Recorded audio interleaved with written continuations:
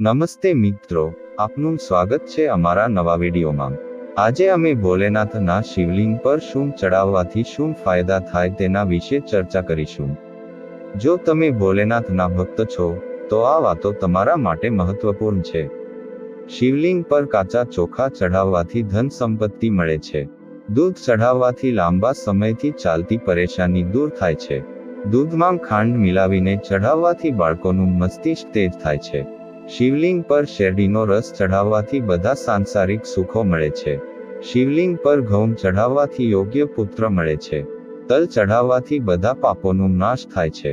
શિવલિંગ પર ગંગાજલ ચઢાવવાથી મનુષ્યને ભૌતિક સુખ સાથે મોક્ષ પણ મળે છે। આ 7 ભૂલો તમારું ભાગ્ય ખરાબ કરી શકે છે। 1. ભૂખ્યા બ્રાહ્મણને ભોજન કરાવ્યા વગર પાછા નહીં મોકવું જોઈએ। 2. મંદિરથી પાછા આવતા સમયે પગ નહીં ધોવા જોઈએ।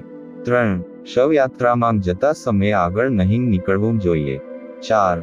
ભગવાનને લગાવવા માટેનું ભોગ પેકેટ અથવા ડબ્બા દ્વારા નહીં લાવવું જોઈએ। 5. પર્સમાં સિક્કા અને નોટોને એક સાથે નહીં રાખવું જોઈએ। 6. મંદિરથી ખાલી બર્તન પાછા લાવવું નહીં જોઈએ। 7. છત પર ભૂલથી પણ લોખંડનો તાર નહીં બાંધવો જોઈએ। જો આ વિડીયો તમને સારો લાગ્યો હોય તો વિડીયોને લાઈક કરો, ચેનલને સબસ્ક્રાઇબ કરો। હવે મળીશું નવા વિડીયો નવા ટોપિક સાથે, ત્યાં સુધી રાધે રાધે।